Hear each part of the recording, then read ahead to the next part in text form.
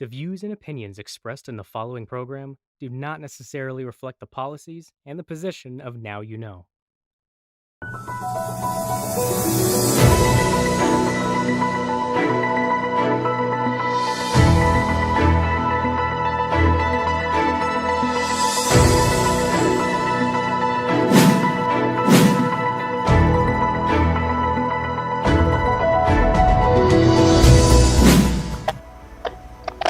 Good afternoon and welcome to Viewpoint.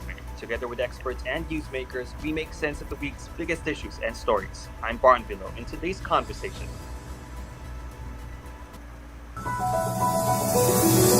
President Rodrigo Duterte denies his administration has had shortcomings in its COVID-19 response.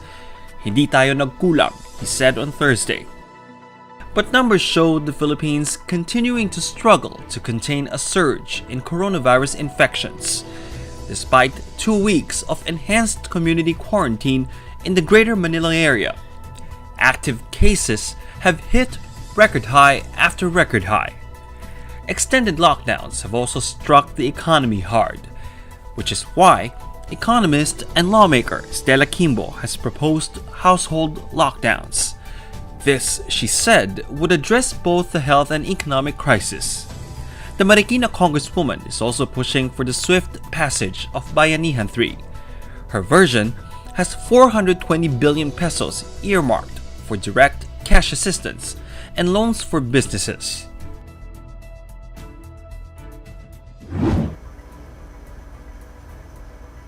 and joining us this afternoon for this discussion on the government's pandemic response and economic recovery plan is none other than Marikina Congresswoman Stella Kimbo, an economist, of course, as well as I mentioned, a lawmaker. Good afternoon, Congresswoman Kimbo. Welcome to the program once again. And thanks for having me. All right. Before we start the discussion, I'd just like to give a fair warning to our viewers. I am not on my regular fiber connection, so I might get disconnected. If I get disconnected, then I will try to connect again. So we will just have to have some sort of a break in between if I get disconnected. And obvious naman, I think my video is lagging. I hope you can hear me clearly, Congresswoman Kimbo. Okay, so I'll get to the discussion now. You heard in the intro video, President Duterte saying na hindi na dito sa kanilang naging response sa COVID-19 pandemic. What is your reaction to this statement? Well, I guess it is what it is. Our COVID cases continue to not be controlled, right? So I think it is at this point that we need to consider tweaking our current approaches to COVID control. So particularly, what is the best way to impose lockdowns or quarantines, right? And so far, we've been used to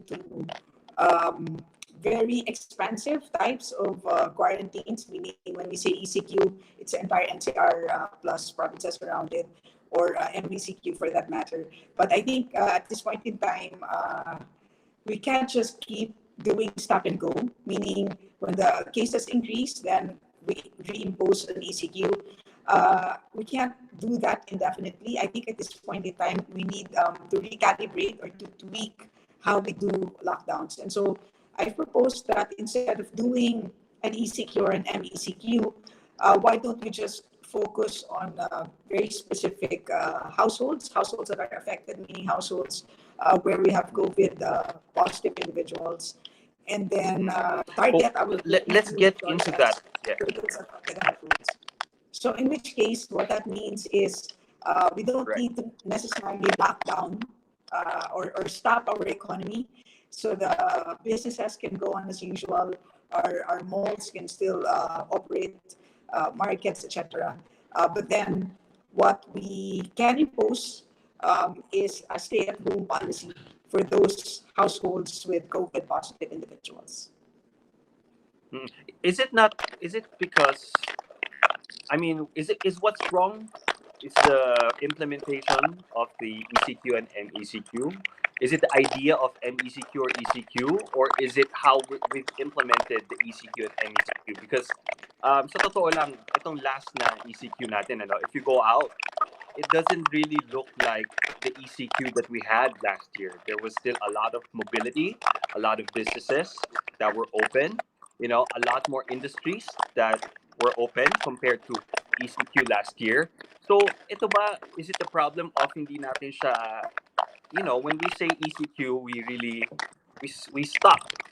We stop almost all industries and just go on with the essential industries. Pero parang hindi kasi yun yung nangyari. So is it because of that kaya hindi natin nakuha yung desired effect? If we do it the proper way, yung real ECQ, would it work? I think it's a bit of both, meaning not only do we have implementation problems, but I think we also have design problems, meaning what is the best design of a community quarantine? So I think there's still a problem with that, apart from actual implementation. So again, right now, when we say ECQ, that's an expansive stay-at-home policy, meaning with or without COVID in your homes or in your barangays or in your streets, you need to stay at home. So don't go to work. The only businesses that are allowed to operate are the essential ones. That's basically ECQ. So that's the design of ECQ. What I'm saying is that can be tweaked, meaning to say instead of doing an ECQ, why don't you just give affected households a template? Not that the problem now, Barnaby, is there is a template for what we need to do to prevent having COVID. So we have the four things to do. We have hand washing, we have the social distancing, wear a mask, and disinfect, right? So those are the four things to prevent. But if you think about it, there's really no template for what must a household or a family do when there's COVID in their homes. It's unclear, right? What do you do first? So I think is number one, report to your LGUs, report to your barangays that there's a COVID positive individual or individuals at home. Second, isolate, right? If there are, if your house can actually accommodate isolation, then the individual can stay at home. But if not, then that individual needs to go to an isolation facility. Number three, all those that remain at home can be assumed to be positive at the moment. Even without the test, we can assume for the moment that they are positives, and therefore they must stay at home, right? And then finally, it must be clear that if there's a COVID positive individual at home, that ayuda must be forthcoming. No, so meaning to say the barangay, stay at home in case you are a no work, no pay worker. Don't worry, we will take care of your basic needs while you are sick. So that's an example of a template, meaning standard procedures for families to do once COVID enters your homes. That, unfortunately, I don't think that is available and is standard across all places. So that's one. So that's a design issue. Of course, So that's implementation is also a problem. yeah. Go ahead. So of course, apart from design, there's also implementation, as you had pointed out. If you go out in the streets, even during ECQ, you'll still feel like there's just way too much activity happening, considering that the place is actually under ECQ. So there are lapses, meaning if you try to leave the house, it's not always the case that somebody will actually reprimand you, even if you are outside the house during curfew hours, right? Yeah. So the four things that you mentioned, reporting to the and isolating at home or isolating in an isolation facility, and everyone at home isolating with or without a positive result from the RT-PCR test. That's what you mean when you say household lockdown, right? Yes. The problem now is there are many situations where entire families are affected, but then only one really has taken an RT-PCR and obtained the positive result, right? So why? Well, because unfortunately, RT-PCR tests continue to be very expensive and highly inaccessible. So So in which Mm. case, let's just assume for now that all other household members are positives, right? In which case, don't leave the house, right? Just be conservative about it. Let's err on the side of caution, and therefore everybody must stay at home. Keeping in mind, of course, that the positive one must be isolated. So those are things that can be done, and the reason for why we can this I think is one way to conserve the very limited resources. So right now, Barnaby, everyone under ECQ, meaning NCR Plus, is entitled to a 1,000 per head ayuda, up to 4,000 pesos per family, right? So Yeah. even in cases where there are no COVID cases, pretty much 80% of the families in that place would be entitled to 1,000 per head ayuda. So what Yeah. I'm saying is, since our resources are very limited, we might as well use those limited resources to pamper or to give all the care that is necessary for the fewer affected households. Mm. I think if I remember right, when I interviewed you last year, you mentioned antigen testing alternative to RT-PCR testing. But now you're saying we use RT-PCR and then we just assume that everyone else in the household may be positive, so we just isolate them. Um, do you still believe in using antigen testing? Oh, yes, absolutely. So clearly, antigen testing has proven to be a cost-effective screening device. Of course, RT-PCR continues to be the gold standard, but that being very inaccessible, many of us, like including myself, I regularly use the antigen test alternative because again, it's much cheaper to do that on a more regular basis.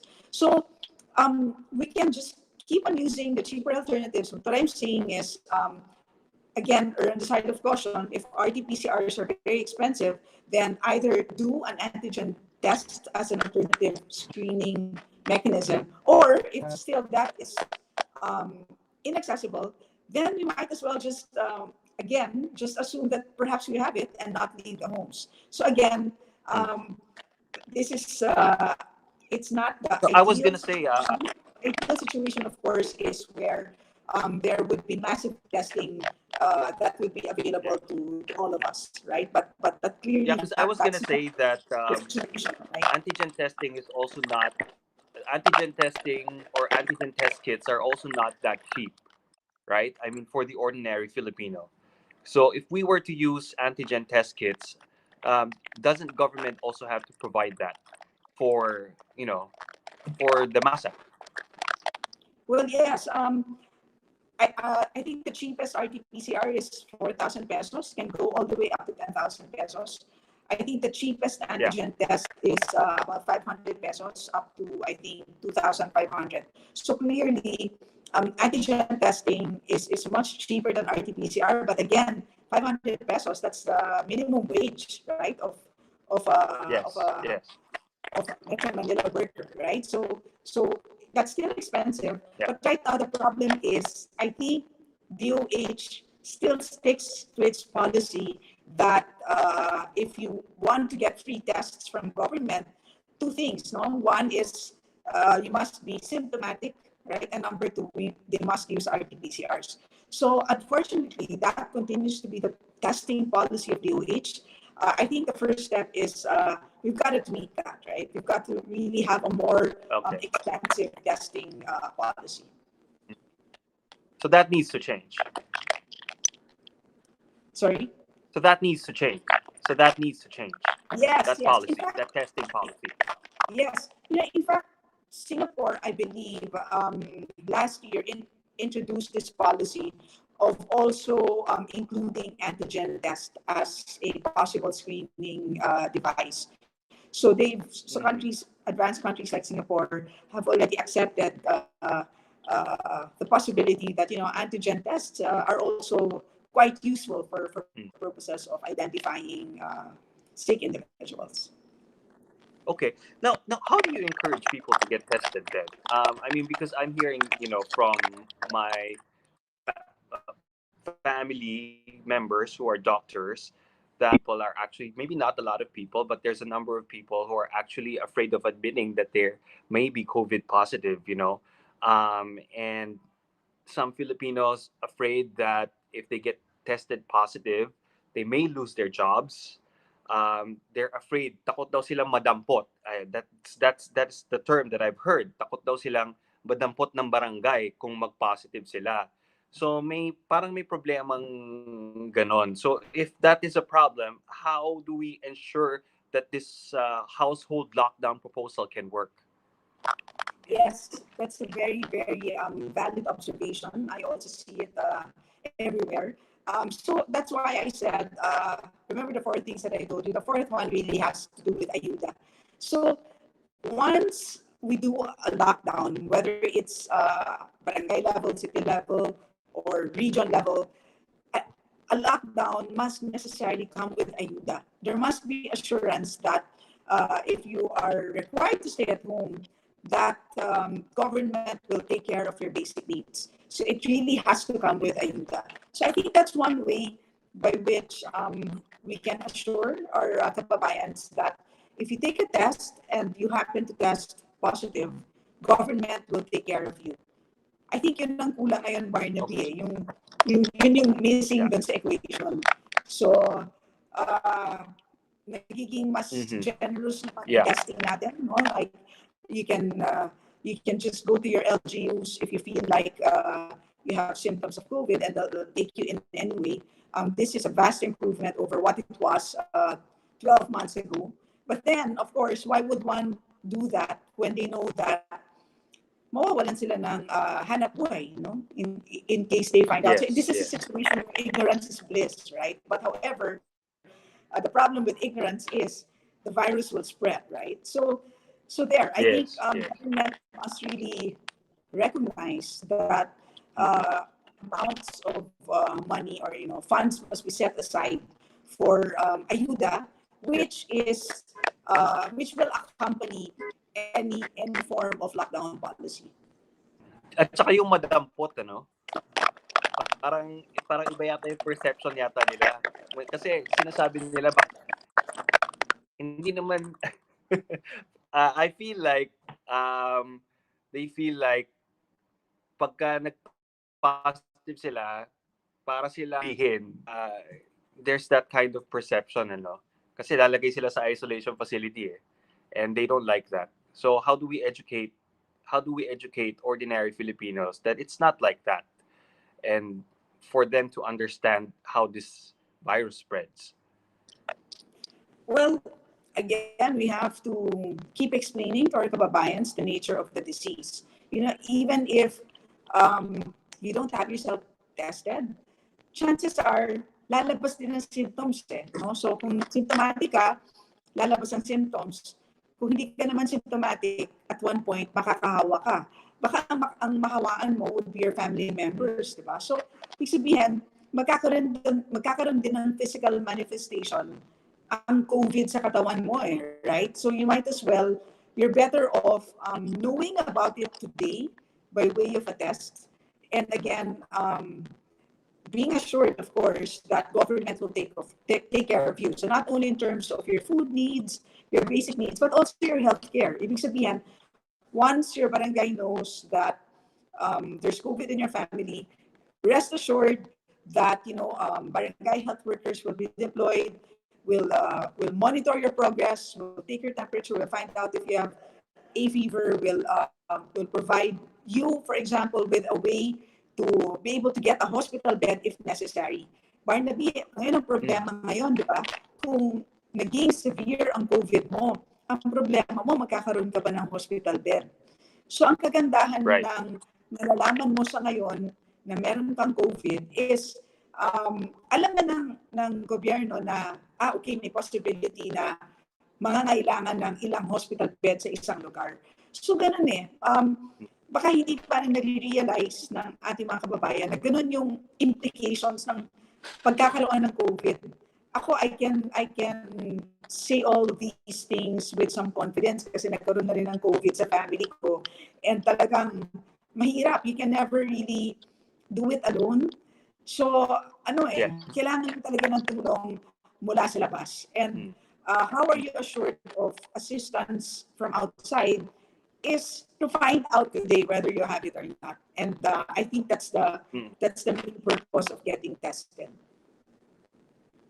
Oh, so obviously, at this point, you don't subscribe to the school of thought that to be solve the problem of the economy, we need to solve the health crisis first. Another way to recover, we need to be able to first is we need to do it to the at the same time. Sure, if I heard you correctly, but you're asking about whether we should be choosing between health or economic recovery. I think that's the question. Is that right, Barnaby? Something like that, Yes. because there are economists who say if we don't ever solve the health crisis, we will never recover what we were losing from our Yes, so economy. I So think it's that's not. So it has to be one, and then I think that you can achieve both health and economic objectives at the same time. And one way to do it is precisely through the most granular form of lockdown. No? So meaning the household lockdown approach that I was describing. So if you have a household lockdown, that means you're able to monitor, or you can find out where the cases are, right, and prevent cluster transmission. So that's the health aspect of that's a health benefit of um, a household lockdown. But at the same time, you don't have to close down your economy with a household lockdown. You don't need to say businesses, you cannot operate unless you are in the essential sectors, right? So that's what I meant by I think the household lockdown approach will actually allow both health and economic objectives to be achieved at the same time. Because I really feel, Barnaby, that hindi dapat tayo pinapapili between buhay and kabuhayan. So, kailangan natin maging creative para sabay natin ma-achieve itong dalawang objectives, which are really equally important. Kasi di ba ang sabi nga nila, kung hindi ka nga mamamatay sa COVID, baka naman ang ikamatay mo gutom. And those are really valid statements. So let's not choose. Let's make sure that we achieve both.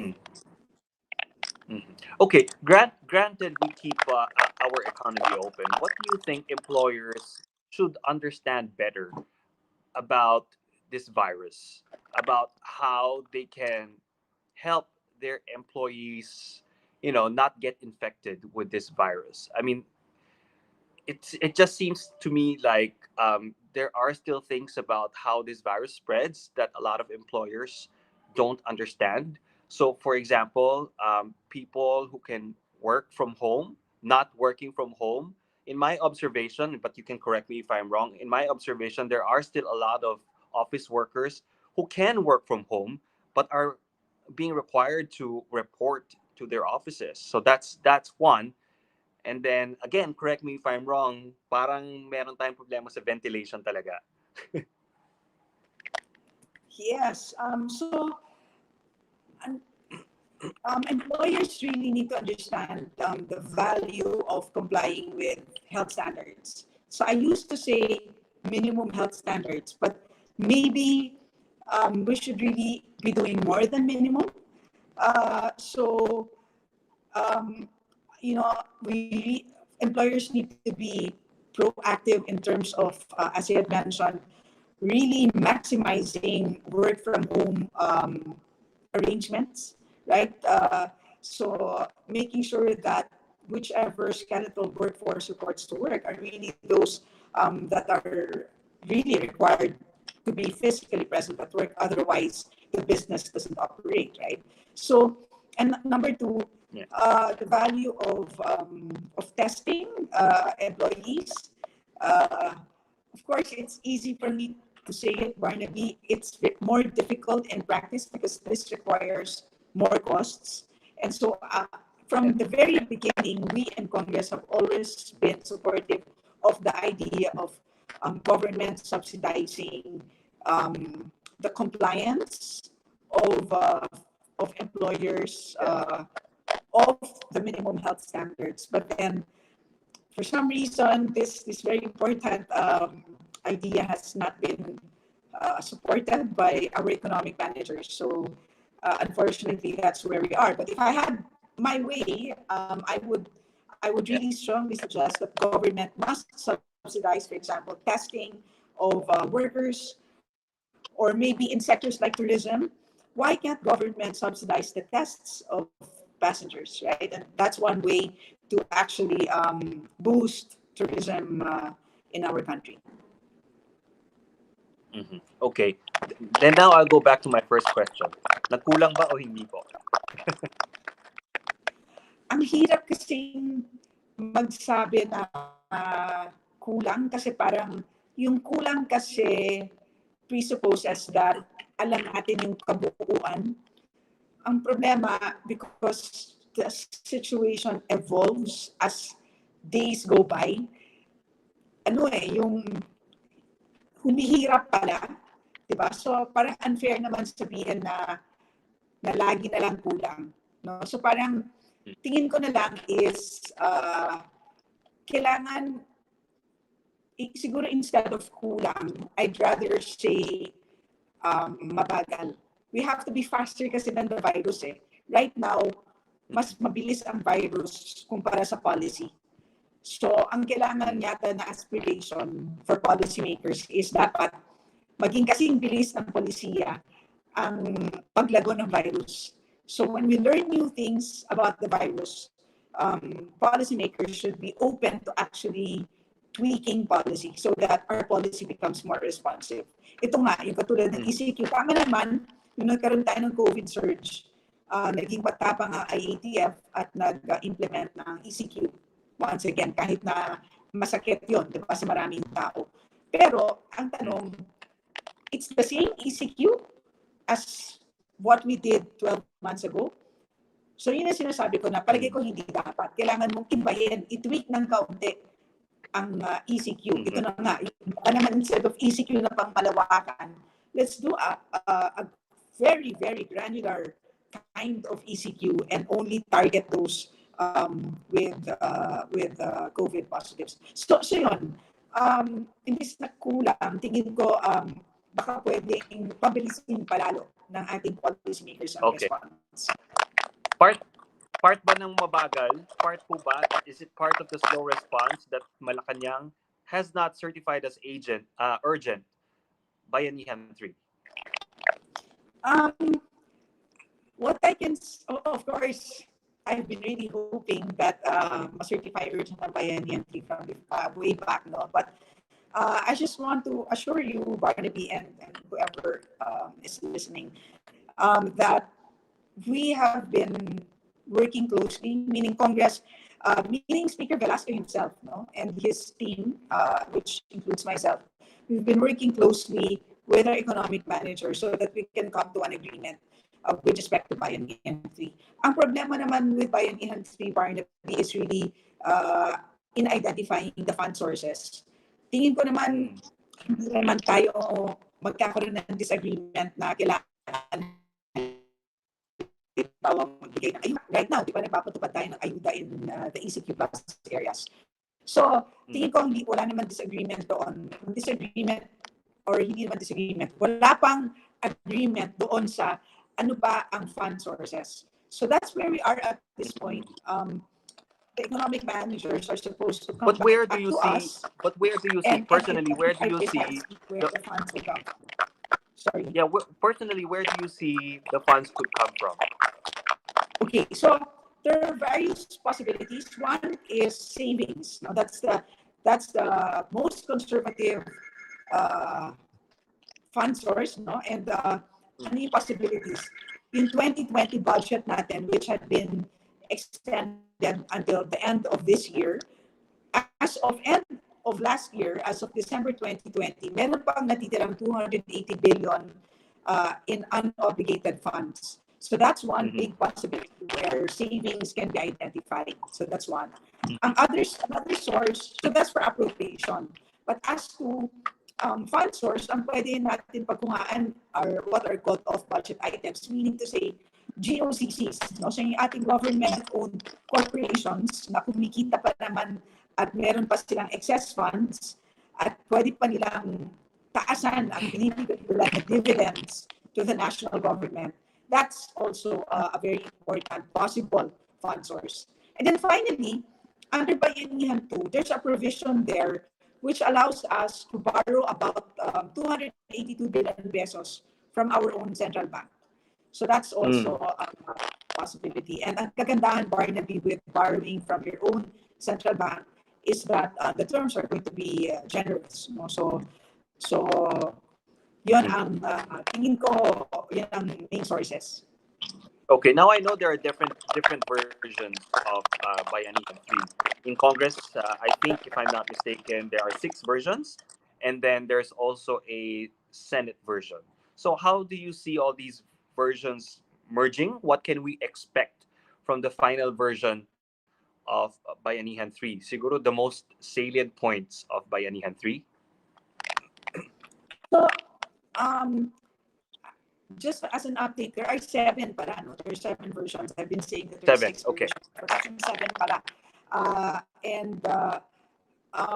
Right now, what we're doing is we are consolidating all of these various versions, and hopefully by the coming week, all of these versions will be presented before the Committee on Economic Affairs and Social Services. A substitute bill will be presented to these 2 committees.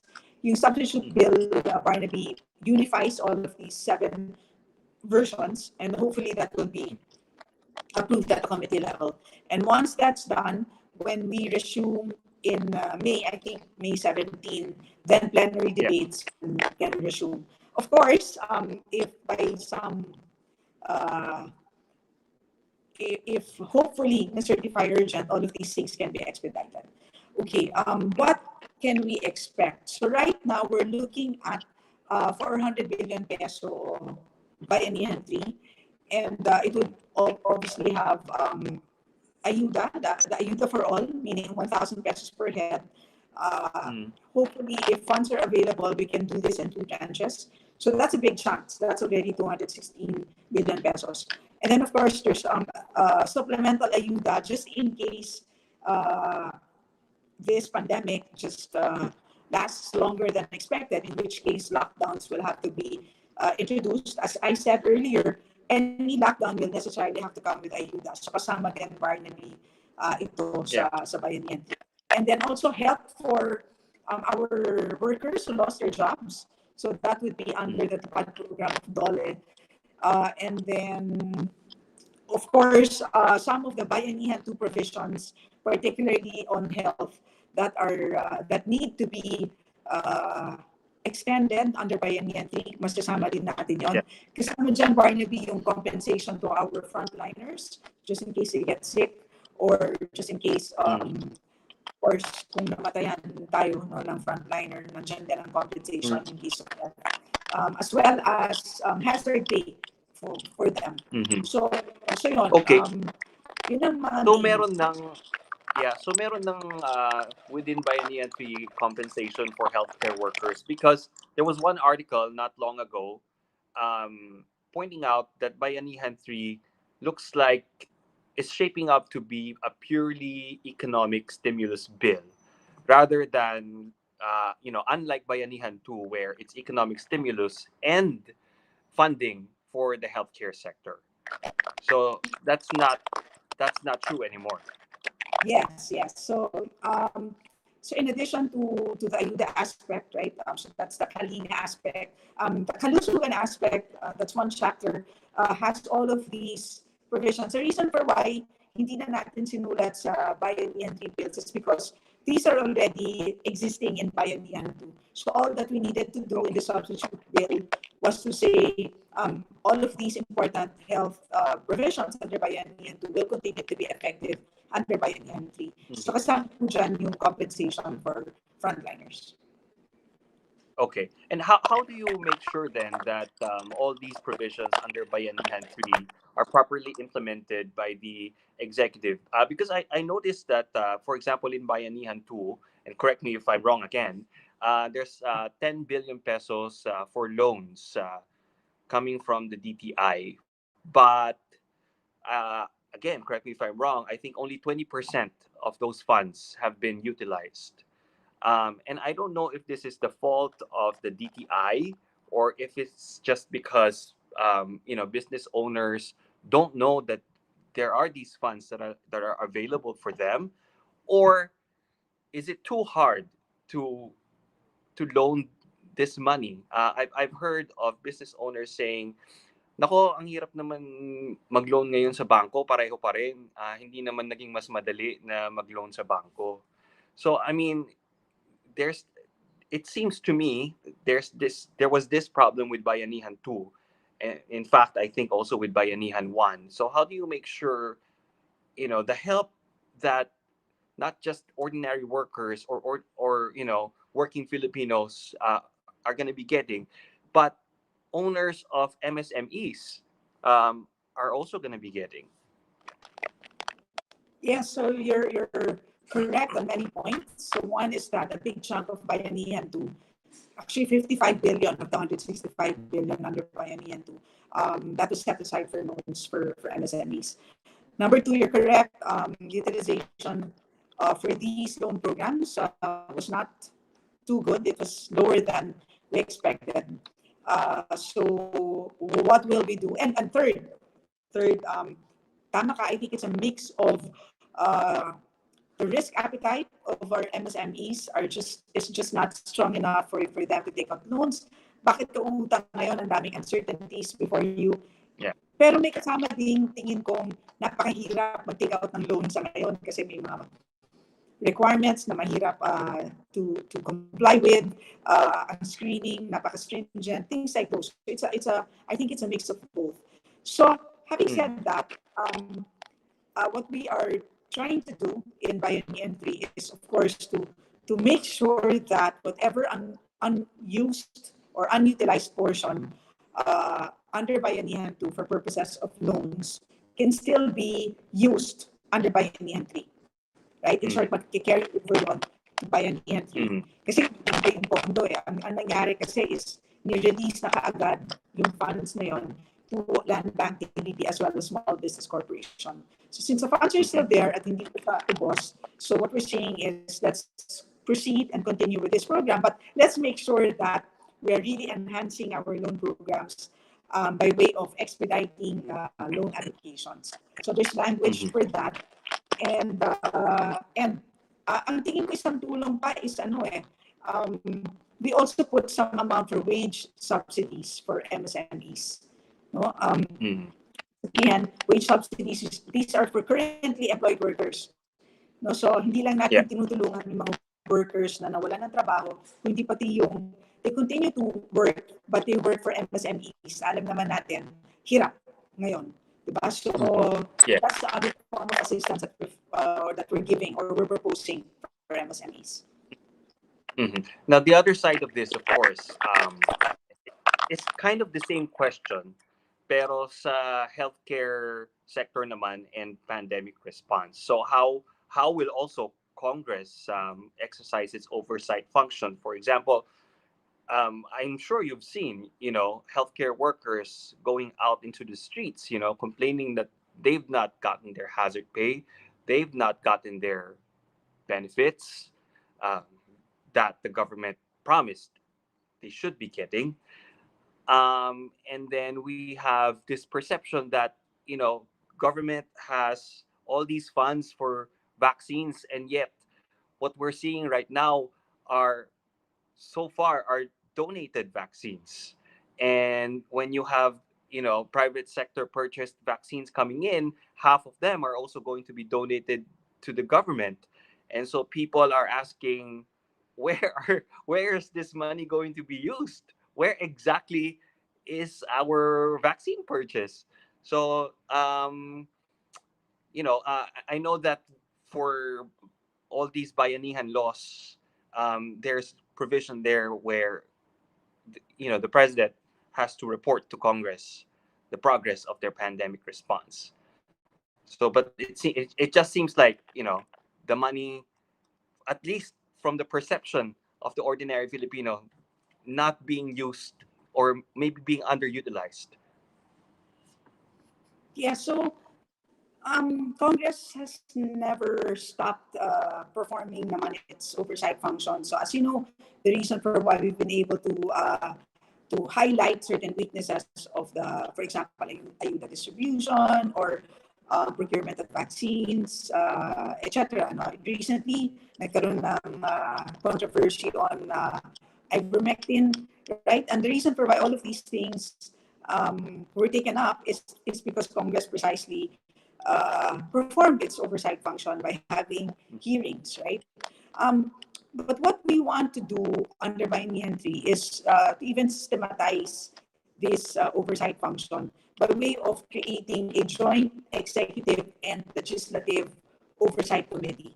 So, no, pwede natin gawin, isabay na natin, no? So, pwedeng both houses, no? Senate, Congress, and the executive, no? We can form an oversight committee. So that's one. In fact, there's a special committee just for purposes of monitoring ayuda distribution, because as we said, the big chunk of Bayanihan 3 is really ayuda. So we want to make sure that that is properly distributed. Number two, we are also proposing the creation of a Bayanihan Council. So again, ito na nga, let's just make it ano na lang, one big group para isang puntahan na lang, just for purposes of monitoring. Kasi sa ngayon, Barnaby, Senate will have its own hearings, Congress will have its own hearings. Of course, the executive will take up all of these implementation problems for the IATF. Hiwa-hiwalay siya, right? So we might as well put them all together in just a single group, which we're calling the Bayanihan Council in this proposed bill. We've run out of time, but I do want to ask you one last question, and this has got with the pandemic or Bayanihan 3. But there is an EO from Malacanang, a recent executive order from Malacanang lowering tariffs on pork imports. And you have 17 of your colleagues in Congress formally asking Malacanang to scrap this executive order. Do you agree with your colleagues on this? Because I know that you have a slightly different proposal where, and you can explain more your proposal, but as I understand, your proposal is for government to directly import pork and directly sell pork to the Filipino consumers. So, it's a very nuanced problem, Barnaby. The reason for why we need to lower tariffs is because the price of pork is just way too high, right? And if you allow imports to come in at lower tariffs, then you're able to actually lower the purchase price of pork. So that would benefit consumers, right? But on the other hand, the problem is you might be severely impacting the local hog raisers, right? Why? Well, because unfortunately, our imports are much cheaper, no, compared to farm gate prices. In other words, relatively may efficiency differences ang ating local hog raisers versus our competitors abroad, right? So that's a reality, but that's a separate problem that we need to address, meaning improving the productivity levels of our local hog raisers so that they can compete better with our neighboring countries where pork can be sourced in at much cheaper prices. Okay, so yun ang problema. If you allow a lot of imports to come in, papatayin mo naman yung domestic industries mo, right? So at the end of the day, Barnaby, you really need to weigh all of these, right? Because on one hand, you really need to help consumers by way of importing at lower prices so that they can conserve their meager resources, right? But at the same time, you need to help the Mm. local fundraisers. So ang tingin ko Mhm. doon, meron namang wisdom yung panawagan na or yung ginawa ng gobyerno na babaan yung tariffs. Pero my question was, ano yung basis for setting it at 5 to 10%, right? Why not 10 to Mm. 15%? Why not 15 to 20%? Hindi naging Mm. clear sa akin kung ano yung basis na yun. That's one. Mm. Number two, ano yung assurance natin that when we lower the tariffs, that it will really impact on the selling price which the consumer will face. Kasi hindi naman tayo sure that the importers might be able to purchase low from abroad, but will they pass it on to the consumers also low? We're not sure, right? Baka naman because they have market power, that they will actually charge way more than the landed cost of imported meat. So Mhm. sinasabi ko, hindi clear yun. So especially if our importers have market power, or maybe if our importers also are the ones distributing pork in the market. No, hindi Mhm. natin alam kung ano yung market structure na yan. So sabi ko, one way to give competition to our importers is for government to be allowed temporarily, so emphasis on temporary, allow government to temporarily also import in a parallel way, and therefore sila na ang magiging competition dito sa ating importers, so that our importers have no choice but to really sell imported meat at a low price to our consumers. So tingin ko ganun Mm. So again, hindi siya straightforward para sa akin na panawagan na let's scrap this EU. Because sa tingin ko may wisdom din Yeah. yung pagbaba ng tariffs. Kasi Barnaby, pag Mm. napakataas din ng tariffs, that Mhm. gives you a lot of, that gives a lot of opportunities for smuggling. Mhm. Ibig sabihin, um, kapag, yung nagkakaroon ng malaking incentive for smuggling to continue. So, meron din Mm. ganung downside keeping tariffs high. So yun So Mhm. again, my position is it's not straightforward. I cannot just support a straightforward, simplistic call to scrap the Yes. EU. Ang tingin ko, let's reduce tariffs. Let's figure out the correct level of tariffs. But at the same Mhm. time, let's allow government to temporarily import as well, so that they can compete against the importers, and that would assure consumers that they will buy pork at pre-pandemic levels, price Mhm. levels. All right. An entire topic altogether that maybe we can discuss another time, but we're gonna have to leave it there for now. Thank you very much, Marikina, Second District Congresswoman Stella Kimbo, one of the most brilliant economists, I would say, of this country. Really, thank you very much for your time. Thank you very much for your expertise. And I do hope that some, if not all, of your proposals are adopted by our executive branch. That's all the time that we have for now. To those who tuned in, thank you for joining us in this episode of Viewpoint. Do catch us here on Now You Know's Facebook page, Twitter, and YouTube channel on our usual time slot every Saturday at 6. It's a special time today for updates on our upcoming episodes. Please join our Facebook group. Just search for Viewpoint on Now You Know. Again, my name is Barnaby Lo. This is Viewpoint. Now You Know.